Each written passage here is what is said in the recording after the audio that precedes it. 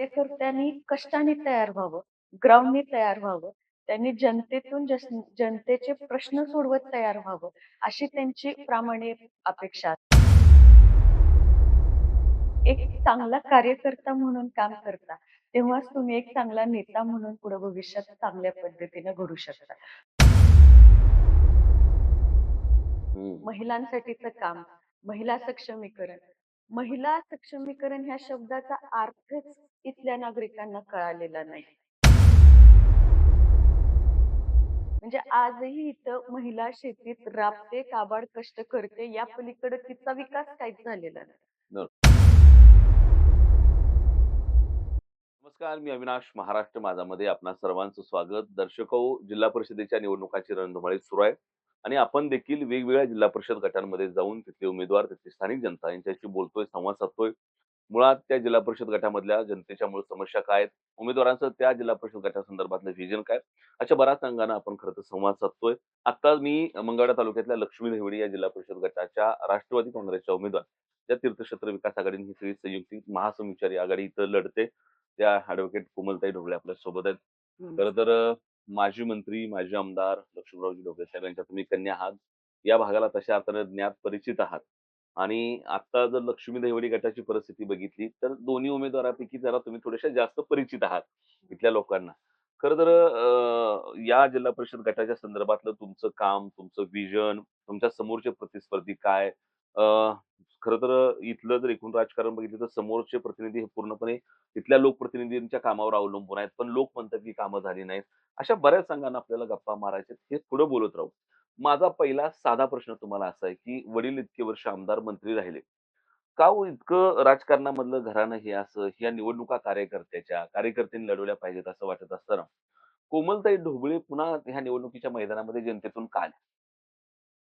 मुळात त्याचं कारण असं आहे, की हा जो मंगळवेढा तालुका आहे, इथं गेली अनेक वर्ष वडिलांनी आमदार, मंत्री म्हणून काम केलेलं आहे. त्याच्यामुळं त्यांचा जो एक स्वभाव आहे, एखादा राजकारणी म्हणून बघण्याच्या पलीकडं एक व्यक्ती म्हणून, एक साधारण शिक्षक म्हणून ह्या पेशातून लोकांना त्यांच्या स्वभावाचा अनुभव आहे. त्याच्यामुळं मला फारसं हे जास्ती सांगावंसं म्हणजे सांगावं लागणार नाही, पण तरी देखील आपण प्रश्न केला म्हणून सांगते.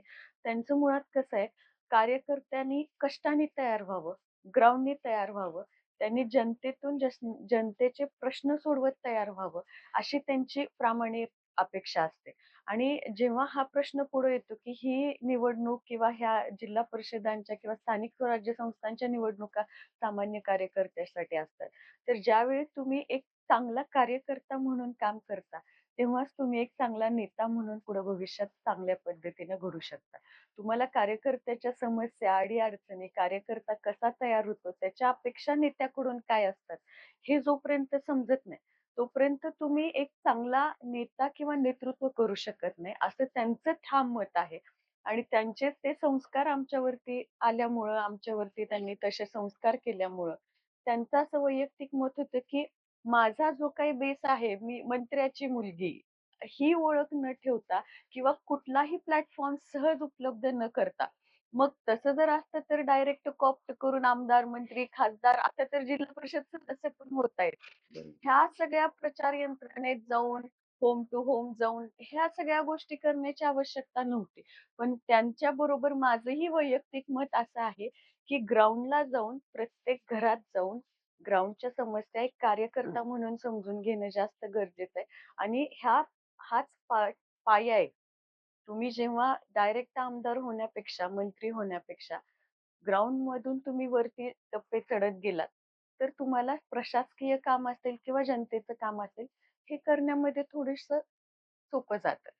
खरं तर आता तुम्ही या जिल्हा परिषदेच्या निवडणुकीच्या निमित्तानं मतदारसंघ फिरताय. गेले आणि खरं तर तुमच्या कुटुंबाचा या सगळ्या तालुक्याशीच वर्षानुवर्षे संबंध आहे. त्यामुळं ढोबळे कुटुंबाला फक्त लक्ष्मी देवडी गटापुरतं मर्यादित ठेवणं हे मला तरी प्रश्न विचारताना योग्य वाटत नाही. तो तालुकाभराचा किंवा वेगवेगळ्या निवडणुका लढवणं असेल, सामाजिक कामं असेल, शैक्षणिक कामामध्ये तुमचा संपूर्ण संपर्क हा या तालुक्याशी राहतो.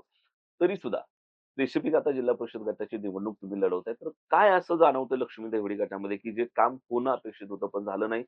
लोकप्रतिनिधी बरेच दावे करतात, की इथं कोट्यवधी रुपयांचा निधी खर्च झाला. समोरच्या बाजूने देखील प्रचार करताना इथं आम्ही काही हजार कोटींचा निधी आणला असं म्हटलं जातंय. प्रत्यक्षदर्शी तुम्ही तिथं लोकांमध्ये आहात, फिरताय. लोकांच्या समस्या काय आहेत? कारण तुम्ही म्हणालाय, की वडिलांनी सांगितले, की मतदारसंघ समजून घेऊन पुढे गेलं पाहिजे. ताईंना काय मतदारसंघ समजले? तसं बघायला गेलं तर खरं तर आम्ही आजपर्यंत मतदारसंघ वरून बघत होते मी स्वतः. कारण बऱ्यापैकी आपण ह्या येणाऱ्या बातम्यांवरती एक अंदाज लावतो, की चला बाबा शहरात एक चांगलं काम चालू आहे. एवढा मोठा निधी विकास कामांसाठी येतोय म्हणजे नक्कीच ती कामं पार पडत असतील. पण जेव्हा ग्राउंडला गेलो त्यावेळी असं लक्षात आलं, की पाण्याबद्दलच्या समस्या सुटलेल्या नाहीयेत, आरोग्य केंद्राबद्दलच्या समस्या सुटलेल्या नाहीयेत. त्यातल्या त्यात शाळांच्या तर अतिशय दुरावस्था आहेत. शाळा आणि आरोग्य केंद्रामध्ये कर्मचाऱ्यांच्या भरती बऱ्याच दिवस झालेल्या नाहीयेत. त्याच्यानंतर लाईटची समस्या खूप मोठी आहे बरं. आणि काय झालेलं आहे, ह्या मतदारसंघामध्ये 21 गावं आहेत. पण 21 गावांमध्ये 4 गावांना तुम्ही खूप फुलफिल केलंय आणि तेवढ्या 4 गावाच्या कामांवरती तुम्ही सांगताय, की आम्ही सगळं दिलंय, असं नाहीये. वस्तुस्थिती बघायला गेलं तर एक 4 गावं सोडली किंवा 1-2 गावं सोडली किंवा गावातला सुद्धा काही भाग सोडला सुशोभीकरणातला, तर बऱ्यापैकी काम सगळं रखडलेलं आहे. हं. त्याच्यामुळं आत्ता ग्राउंडला गेल्यानंतर फिरताना सुद्धा रस्ते म्हणजे गाड्या तिथं जाऊ शकत नाहीयेत, इतकी दुरावस्था आहे. काही ठिकाणी तर गावांना जोडणारा रस्ता सुद्धा तिथे गाडीने सुद्धा जाऊ शकत नाही. आत्ता देखील अशी परिस्थिती आहे. हं. म्हणजे मला विशेष वाटते, की मी मंगळवेढा तालुक्यातच आले का आणखीन कुठल्या एकदम ग्रामीण भागात आली, की जिथे लाईट, वीज, पाणी अजून पोहोचलेलंच नाहीये. अशी सुद्धा परिस्थिती काही-काही भागाची इथं आहे. ती हं. आम्हाला प्रत्यक्षात फिरताना जाणवली. आणि सगळ्यात मोठं इथलं दुर्दैव काय आहे माहिती का? महिला नेतृत्व, हं. महिलांसाठीचं काम, महिला सक्षमीकरण. महिला सक्षमीकरण ह्या शब्दाचा अर्थच इथल्या नागरिकांना कळालेला नाही. म्हणजे आजही इथं महिला शेतीत राबते, काबाड कष्ट करते. या पलीकडे तिचा विकास काहीच झालेला नाही. बरोबर. म्हणजे विकास फक्त तुम्हाला देशाचा, तालुक्याचा करायचा आणि विकास कामांचाच करायचा असं नाहीये. 50% आरक्षण किंवा महिलांना जेव्हा आपण स्त्री आणि पुरुष समान संधी बघत असताना, आज त्या लेव्हलनी जर रेशो बघितला तर तिथं महिला 0 आहे, हं. असं मला जाणवतं. म्हणजे साधारण ज्या पायाभूत सोयी-सुविधा तिथं असणं अपेक्षित होतं, हं, त्याचा अभाव सगळं तिथं दिसतोय. हं. हे सगळं होत असताना तुम्ही रोज लोकांना वन टू वन बोलताय, भेटताय. आता तुम्ही म्हणाला, की वरुण तालुक्यामध्ये असे आकडे ऐकत होतो, की प्रचंड मोठा विकास झाला, खूप सारा पैसा मतदारसंघामध्ये आला. पण प्रत्यक्ष तिथं तसं नाही. असं दिसल्यानंतर उद्या ज्यावेळेला तुम्ही लोकांच्या समोर या मतदानाच्या माध्यमातून जाताय, तेव्हा तुम्ही लोकांना काय पद्धतीने आश्वस्त करताय? कुठली आश्वासनं देताय किंवा कुठल्या पद्धतीची ठोस कामं करू हा विश्वास तुम्ही लोकांना देताय? काय वाटतं? सगळ्यात पहिल्यांदा तर आता आम्हाला सांगावं लागतंय लोकांना, की 9 वर्ष झालं निवडणुका रखडल्या होत्या. 9 वर्षानंतर आता ह्या जिल्हा परिषदांच्या निवडणुका होतायत आणि त्यामध्ये नागरिकांना आता कुठेतरी विसर पडल्यासारखा झालाय, की जिल्हा परिषद सदस्य हं. काय काम करतो, सभापती काय काम करतो, ग्रामपंचायतीचे ग्रामसेवकांचं काय काम आहे, सरपंचांचं काय काम आहे, हे विसरलेत. म्हणजे जनतेला अशी सवय लावली, की तुमचं काम आहे हे करायला ही लोकं काहीच ह्यांचा उपयोगच नाही किंवा ही लोकं नाहीतच आहेत. हं. त्यांना गृहीत धरायची गरज नाहीये. बरोबर. डायरेक्ट वरच्या लेव्हलला बोलायचं आणि तुम्ही त्या मर्जीत राहिला, गटाचं वर्चस्व मान्य केलं, तरच तुमची कामं होतात आणि तुम्हाला ह्या सगळ्या मूलभूत सुविधा आहेत, त्या तेव्हा तुम्हाला मिळतात आणि तुमचं ऐकलं जातं. हं. हे लोकांवर खूप जास्त बिंबवलंय. म्हणजे गटातटाचं जे राजकारण आहे ना, त्याच्यामध्ये खूप जनता अडकलेली आहे. त्याच्यामुळे त्यांना आत्ता निवडणुका आलेत काय, गेलेत काय आणि कोण येणार आहे ह्याच्याशी फारसं काय असं घेणं-देणं राहिलं असं वाटत नाहीये. आणि जे काही आदल्या रात्री चित्र बदलतं, त्याच्यावरती सुद्धा बरेचशे लोकांमध्ये नाराजी आहे, की आम्ही एवढ्या अडचणीत असताना सुद्धा, आज आमच्यासाठी एवढ्या सगळ्या गोष्टी असताना सुद्धा काय होतंय, व्हायचं तेच होतंय. अशी एक लोकांमध्ये अनास्था सिस्टमबद्दल जी पसरलेली आहे ना, ती खूप वाईट आम्हाला जाणवली आणि त्यांना कुठेतरी असं जाणवतंय, की काही जरी झालं तरी आमदार आपलं काम करणार आहे. हं, हं, हं. त्याच्यात जिल्हा परिषद सदस्याचा किंवा ग्रामपंचायत सदस्याचा, सरपंचाचा काही रोल नाहीये. असा एक त्यांचा डायरेक्ट समज करून ठेवलेला. तर अगदी, तो अगदी. आधी दूर करावा लागतोय आणि तो दूर करत असताना आम्हाला सांगावं लागतंय, की तुमच्या ज्या ह्या मूलभूत सुविधा रखडलेल्या आहेत, किंवा तुमच्यापर्यंत त्या व्यवस्थित पोहोचलेल्या नाहीयेत. त्याच्यासाठी आम्हाला काम करावं लागणार आहे. आणि तुम्ही जर आमच्याशी आत्ता बोलते झालात किंवा त्या गोष्टी तुम्ही जर आम्हाला सांगितलं, तर ते काम करण्यासाठीच आमची नेमणूक होणार आहे. त्यासाठी तुम्हाला निर्णय घ्यावा लागेल, असं आवाहन करावं लागतं. ठीक आहे. व्हिजन काय घेऊन चाललेत कोमलताई या संपूर्ण जिल्हा परिषद गटाचं? आता सध्या बघितलं तर खरं तर ही निवडणूक आहे ती जिल्हा परिषदेची जरी असली, तरी आज कुठेतरी देश पातळीवरती देशाची जी अवस्था झालेली आहे, दुरावस्था होत चाललेली आहे किंवा ज्या काही सगळ्या समस्या उत्पन्न होत आहेत, त्याच्यामध्ये असं वाटतंय की हितला खूप मोठा वाटा ह्या ग्रामीण भागाचा आहे. बरोबर. कारण जी काही विद्यार्थी संख्या किंवा तरुण पिढी जी घडणार आहे, जी ग्रामीण भागातून येते किंवा शेती व्यवसाय हा ग्रामीण भागातून जास्ती जो काही आणला जातोय. त्याच्यामध्ये आत्ता खरं तर प्रगती होणं गरजेचं आहे. क्वालिटी एज्युकेशन आणि शेतीमध्ये सुद्धा जी व्हर्टिकल फार्मिंग आलेली आहे, त्याच्यामध्ये सुद्धा बरेचसं शेतकऱ्यांना आपल्याला प्रगत शेतीबद्दल ज्ञान देऊन त्यांना सक्षम करण्याची जी गरज आहे. त्याच्यामुळे ह्याचा कुठे ना कुठे टप्पा वर जात असताना जो काही अभाव दिसतोय ना, त्याची कमतरता जास्त जाणवते आणि म्हणून आपल्याला जर सगळ्यात पहिल्यांदा काय करायचं असेल, तर आता नुकतंच कोविडमध्ये जे काही आपल्यावर खूप मोठं अचानक संकट आलं होतं, तेव्हा आपण कुठंच प्रिपेअर नव्हतो. आणि त्या मानाने ग्रामीण भागात बघितलं, तर तिथं तर अजूनही रुग्णालयांची एवढी वाईट अवस्था आहे. बरोबर. तिथल्या केंद्रांची सुधारणा असेल, शाळांची सुधारणा असेल आणि शेतीबद्दलचे निर्णय असतील आणि महिला उद्योगाबद्दलचा विचार असेल, तर ही 4 कामं करण्याचं माझं व्हिजन मला ठेवावसं वाटतंय आणि तेच असणार आहे. कारण त्याच्यावरती खूप काम करावं लागणार आहे आणि गरजेचं आहे. खरं तर तुम्ही म्हणालात तसं ते सत्तेचं विकेंद्रीकरण लोकशाही प्रक्रियेमध्ये किंवा संसदीय कामामध्ये फार महत्वाचं असतं. परंतु मधल्या ज्या स्थानिक स्वराज्य संस्था आहेत, तिथले अधिकार गाळायचे आणि थेट आमदार ह्या सगळ्या गोष्टींना जबाबदार आहेत हे दाखवायचं.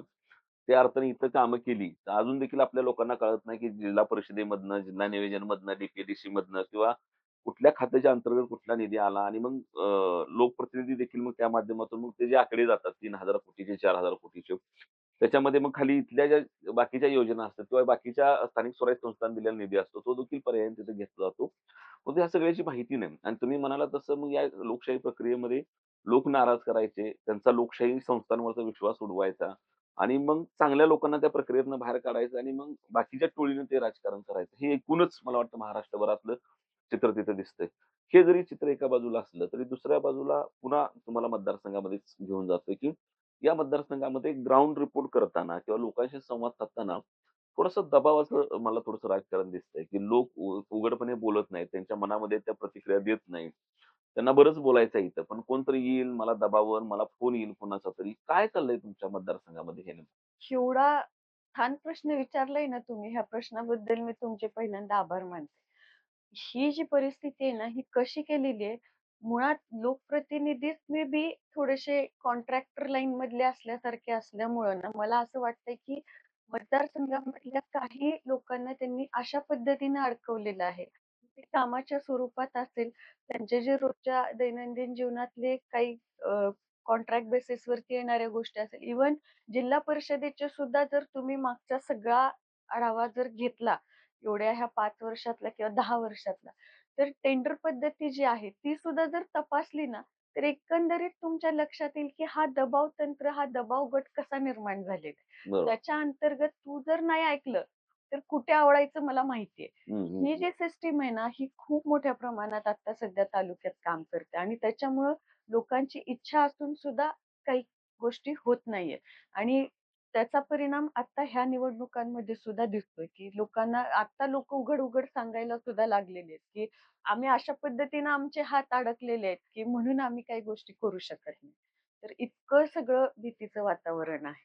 आणि आता सध्या आता कशी परिस्थितीला आलेली आहे जनता, की हे जे काही दबाव तंत्र आहे त्यांच्या लक्षात आलंय आता, की आपली वेळ असते तेव्हा अडचण असते तेव्हा आपल्याला मदत होते. पण ती मदत कुठेतरी भविष्यातल्या मतांच्या तरतुदीसाठी केली जाते. हं. हे आता लोकांच्या, जनतेच्या, सगळ्या मतदारांच्या लक्षात आलेलं आहे. त्याच्यामुळं ते आता कुठेतरी ह्या सगळ्याला बगल देऊन, त्याच्या सगळ्या ह्या दबाव तंत्रातून बाहेर पडण्याचा विचार करत आहेत. आता सध्या जनता स्वतःचं मत स्पष्टपणे मांडायला लागलेली आहे. आता बऱ्याचशा प्रसार माध्यमं असतील त्यांच्या माध्यमातून सुद्धा आम्ही बघतोय. तर त्यांना सुद्धा प्रेशराईज केलं जातंय, की "का ह्या गोष्टी करताय? आमच्याबद्दल का बोलताय?" असं जे काही प्रेशराईज केलं जाते. पण तालुक्यातली जो मतदार राजा आहे, तो इतका स्वाभिमानी आहे, की हे फार दिवस ते सहन करणार नाही. आणि ते कुठं ना कुठं मी तर नेहमी सांगते, की मंगळवेढा तालुका हा संतांची भूमी आहे आणि या संतांच्या भूमीतला प्रत्येक मतदार राजा हा इतका स्वाभिमानी आणि न्यायप्रिय आहे. त्याच्यामुळं ते आता कुठेतरी न्याय करण्याच्या भूमिकेत आलेले आहेत. तर त्याचा फायदा उद्या असा होईल, की हा राग व्यक्त करत असताना जनता याचं उत्तर मतदानाच्या दिवशी मतदान करून नक्कीच देईल, एवढा मला विश्वास आहे. खरं तर आत्ता पुन्हा तुमच्या भागामध्ये पाण्याच्या प्रश्नाच्या संदर्भानं पुन्हा विकास कामांचा घाट जो सगळा दिसतोय, सोशल मीडियामधनं दिसतोय, माध्यमांमधनं दिसतोय. लोक ह्याच्यावर विश्वास ठेवतील असं तुम्हाला वाटतंय का? आणि त्या प्रश्नाकडे कसं बघताय?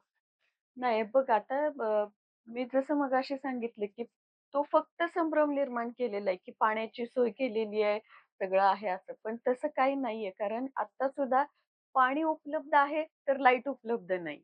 म्हणजे काही भागात रात्रीची लाईट दिली जाते. त्याच्यामुळं जे काही मोटरनी पाणी देण्याची व्यवस्था आहे किंवा ह्या सगळ्या सुविधा आहेत, ह्या रात्रीच्या काही 2-4 तासांसाठी कराव्या लागतात. तर म्हणजे देऊन पण न दिल्यात जमा आहेत. त्याच्यामुळं आत्ताही एवढे शेतकऱ्यांचे आणि जनावरांचे हाल होत आहेत. तर त्याच्यामुळं त्याच्यात सुद्धा खूप गोष्टींच्या अडचणी अजूनही आहेत. त्या दूर कराव्या लागतील आणि खूप सोप्पं आहे हे सगळं सोडवणं. पण का सोडवलं जात नाहीये त्याचं कारण सापडत नाही. आत्ता जो पाणी प्रश्नाबद्दलचा विषय आहे, त्याच्यामध्ये मंगळवेढा उपसा सिंचन योजनेबद्दलची मला प्रकर्षानं आठवण होते. ज्या वेळी पाण्याचा प्रश्न तालुक्यामध्ये समोर येतोय किंवा मतदारसंघामध्ये येतोय, तर त्यावेळेस मला त्या योजनेची का आठवण होते, तर ज्यावेळेस महाराष्ट्राचे मुख्यमंत्री आदरणीय पृथ्वीराज चव्हाण साहेब होते.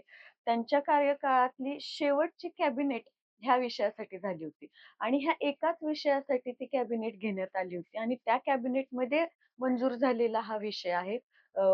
जी काही उपसा सिंचन योजनेचा मंगळवेढा उपसा सिंचन योजनेची जी योजना आहे ती. तर त्यावेळेस सुद्धा ती योजना मंजूर करणारे स्वर्गीय भारतनाना भालके होते. त्यांनी ही योजना त्या शेवटच्या कॅबिनेटमध्ये मंजूर करून आणली. आता बघा कधी नाना त्यावेळेस होते आमदार, त्यावेळेचं हे काम आहे. हं. ती योजना एवढ्या वर्षामध्ये त्याच्यामध्ये बदल करून अनेक वेळा ते आपल्या पद्धतीनं मोल्ड करून त्याची कमी जास्त टक्केवारी सगळं काय करून तुम्ही ती आज योजना आणली. आणली ती आणली. तुम्ही वाट बघत होतात. कधी जिल्हा परिषदा लागतायत आणि मी ते काम चालू करतो. हं. आणि तुम्ही केवळ हाच उद्देश डोळ्यासमोर ठेवून आता मी फक्त चालू केलंय, असा त्याचा भास निर्माण केलाय. पण प्रत्यक्षात जर तुम्ही ग्राउंडला जाऊन बघितलं, त्या योजनेचं अजूनही म्हणावं तसं काम झालेलं नाहीये. हं, हं. म्हणजे हे फक्त दिखावा आहे, की केलंय आम्ही. पण खरी योजना जी आहे ती त्या काळातली आहे. ती तुम्ही आणलेली नाहीये. हं, हं, हं. मंजूर योजनाच तुम्ही 4 वेळा ती पुढं म्हणजे आपण म्हणतो ना, एखादी घरात शिळी आमटी राहिली असेल, तर त्याला 4 वेळा गरम करून खायचा हां. प्रकार आहे. बरोबर. तर असं होत नाही. लोकं आता मंगळवेढ्याची जनता इतकी सुज्ञ आहे ना, त्यांना सगळी आकडेवारी कळलेली आहे आणि सगळे योजना, सगळं कोण काय करतंय हे त्यांना खूप चांगलं कळलेलं आहे.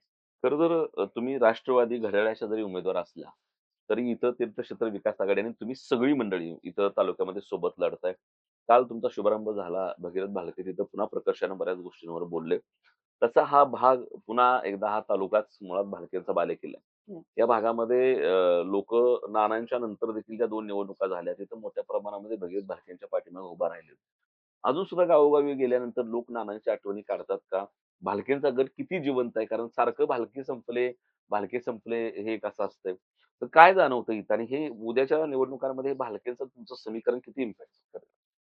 नाही, आता आम्ही जेवढ्या भागात फिरलोय ना, तिथं इतकं म्हणजे आदरणीय भारत नानांबद्दल इतकं प्रेम आहे ना जनतेच्या मनात अजून सुद्धा. म्हणजे हे खरंच कोणीच पुसू शकणार नाही. आज तुम्ही कितीही चांगलं काम केलं, तर त्यांच्या काळातला जो त्यांनी मतदारांबद्दलचा किंवा जनतेबद्दल एक विश्वास किंवा थेट संपर्क जो निर्माण केलेला आहे, तो मोडून काढणं एवढं सोपं नाही आणि ते शक्यच नाहीये मुळात. आजही खूप चांगलं आणि जसं मी आत्ताच एका योजनेबद्दल सांगितलं, की त्यांनी अशा पद्धतीची कामं करून ठेवलेली आहेत, की ती वर्षानुवर्षे तुम्ही काही जरी केलं तरी तेच पुढे तुम्हाला त्यांचे संस्कार जपल्यासारखं ते पुढे न्यावं लागणार आहे. ते पुसलं जाणार नाहीये. आणि हा इम्पॅक्ट होणार आहे. कारण प्रत्येक ठिकाणी लोकं आम्हाला त्यांच्या आठवणी सांगतायत. म्हणजे कालच आम्ही एका ठिकाणी एका मतदाराने तर अशी आठवण सांगितली, की गाडीवरनं चालले तरी कधी भारत नाना आम्हाला येऊन पर्सनली आवाज द्यायचे. "अरे बघ तो का तालुक्यात आलाय, त्याचं काय काम आहे?" म्हणजे आम्ही सहज जरी फिरायसाठी जरी आलेलो असलो, तरी बोलवून विचारपूस करायची. म्हणजे कामापलीकडचं, राजकारणापलीकडचं जे नातं मतदाराशी, नागरिकांशी आदरणीय भारत नानांनी जे जपलं होतं, ते खरंच आजही काम करतंय आणि त्याच आशीर्वाद रूपाने मतपेटीमध्ये सन्माननीय भगीरथ दादांच्या पाठीशी उभा आहे. खरं तर हा पुणा भाग जो आहे, तो तशा अर्थाने तुमचा मंगळवेढा तालुका हा त्या अर्थाने पुरोगामी आहे. लोकसभा बघितली, तर लोकसभेला सुद्धा भारतीय जनता पार्टीचं कमळ काय फार लोकांना तुमच्या भागातल्या रुचत नाही. पटत नाही ते अजिबात सुद्धा. त्यानंतरच्या काळात देखील लोकप्रतिनिधी केवळ स्थानिक आहेत म्हणून आणि निवडणुकांच्या काळामध्ये भगीरथ भालकेंकडून काही गोष्टींचं निवेदन राहणं. खरं तर तुम्ही ज्या मतदारसंघामधून ही निवडणूक लढवताय, तिथं तुम्हाला अजून एका गोष्टीची संधी मला जास्त दिसते. त्यावेळेला आम्ही लोकांमध्ये जातोय, त्यावेळेला समोरचा उमेदवार हा कमळ किंवा भाजप चिन्हाचा आहे. पण त्याच्याबद्दल खाली लोकांमध्ये प्रचंड नाराजी आहे. उमेदवारापेक्षा जास्त ती त्या पक्षाबद्दल आहे, चिन्हांबद्दल आहे.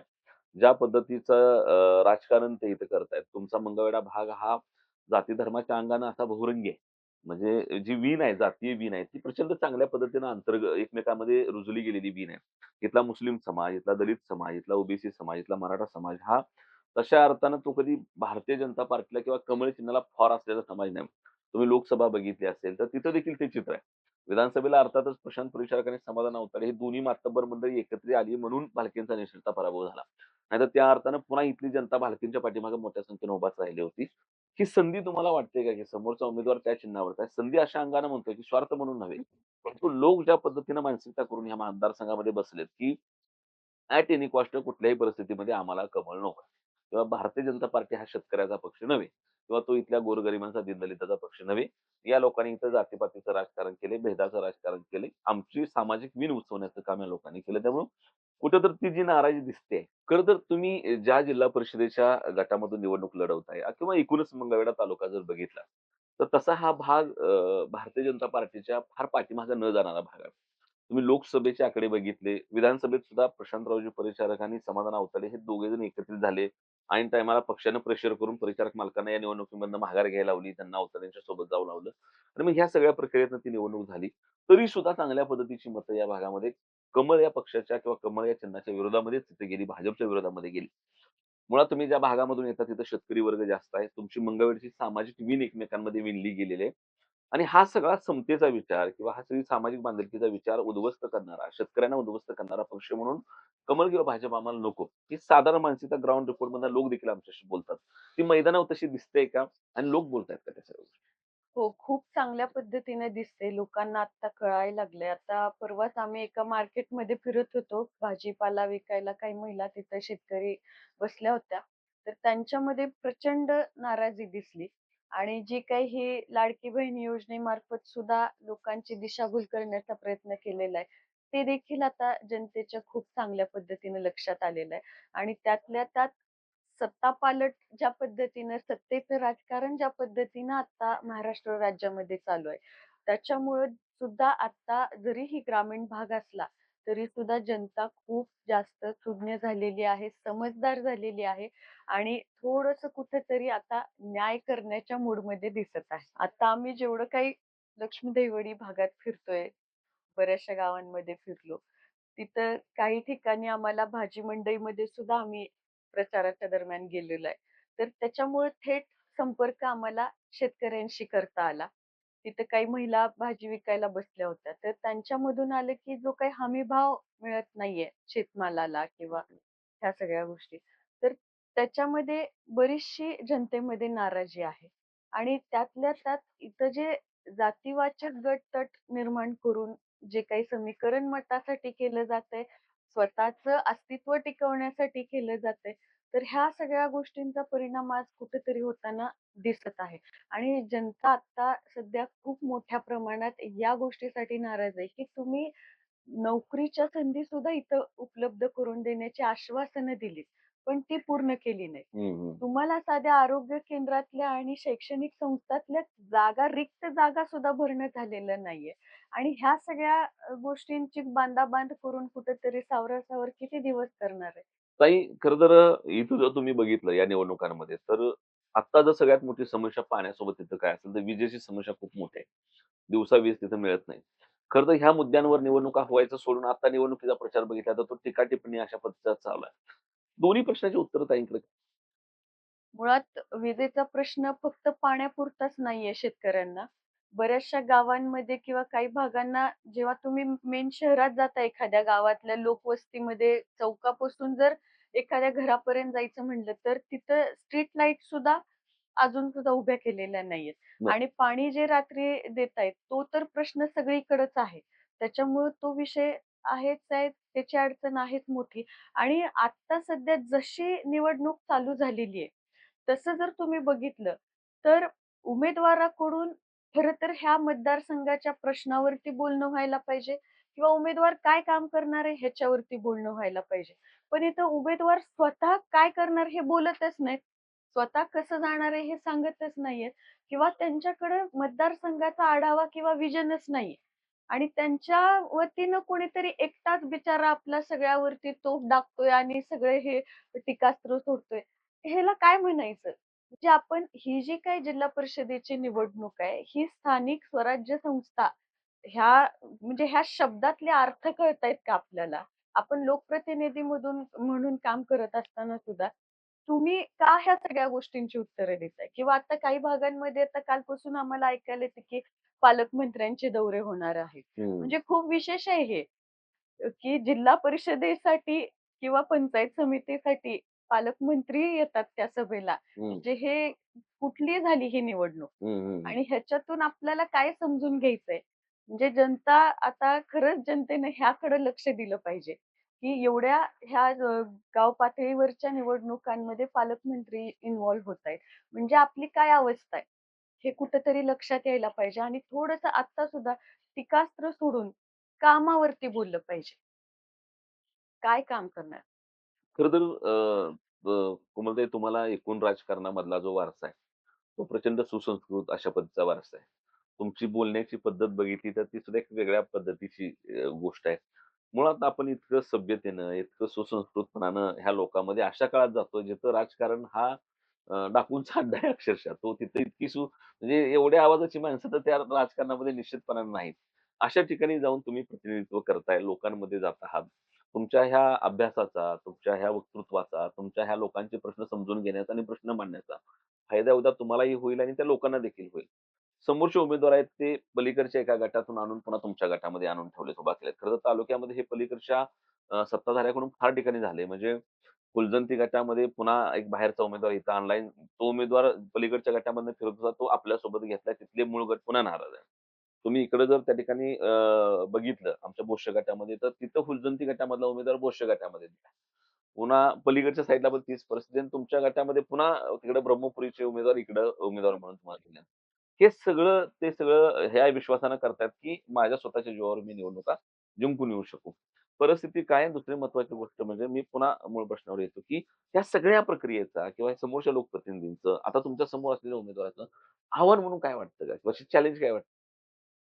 मुळात पहिला जो मुद्दा होता तुमचा, की बऱ्याच ठिकाणी उमेदवार अरेंज करावे लागलेत. तर इथंच हे लक्षात येतंय, की स्थानिकला कोणी तयारच होत नाहीये का? हं, का स्थानिकला कोणी त्या लेव्हलचं तुम्ही समजतच नाहीये का? का त्यांच्यात ती क्षमताच नाहीये का? की तुम्हाला म्हणून बाहेरून आणावं लागतंय?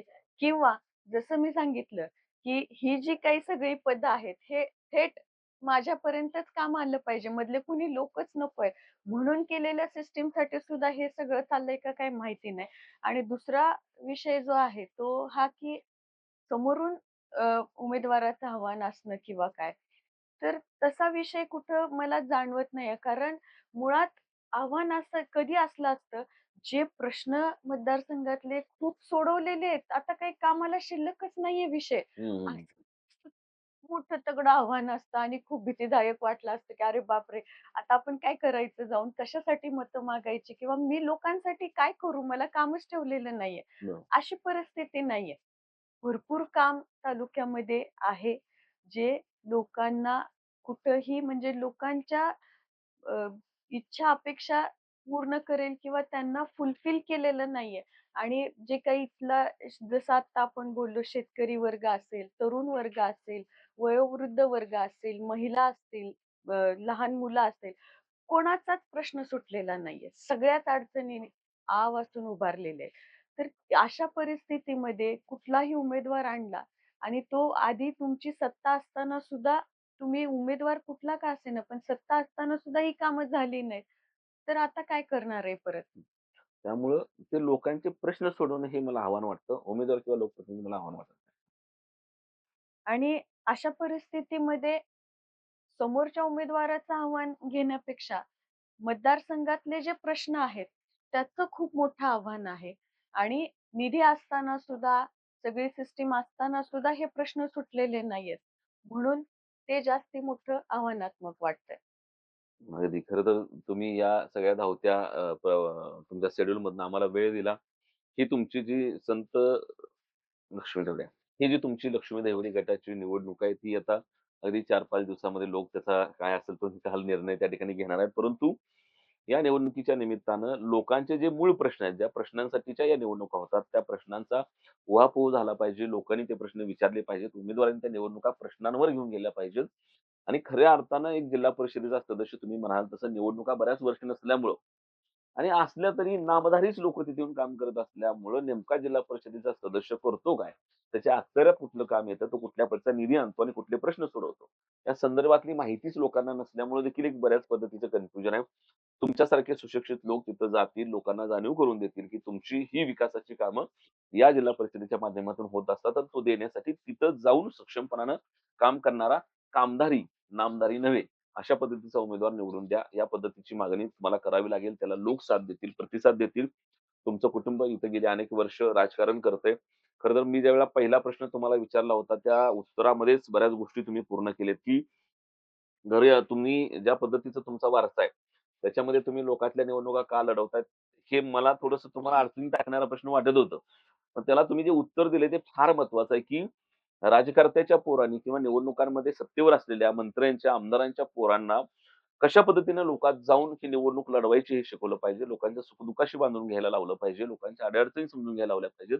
आणि त्याला एक कार्यकर्ता म्हणून खालची निवडणूक लढवायला पाहिजे आणि मग वर घेतलं पाहिजे. ही गोष्ट तुम्ही सांगितली. कारण अनेक भागामध्ये आम्ही बघतो, की आमदारांची मुलं आमदार होतात, प्राप्त होतात. त्यांना कुठेतरी बिनविरोध करून घेतलं जातं. तुम्ही मात्र लोकांच्या दारामध्ये स्वतःला सिद्ध करण्यासाठी उभे आहात. लोकांना आरसा दाखवताय, पारखून घ्या म्हणताय.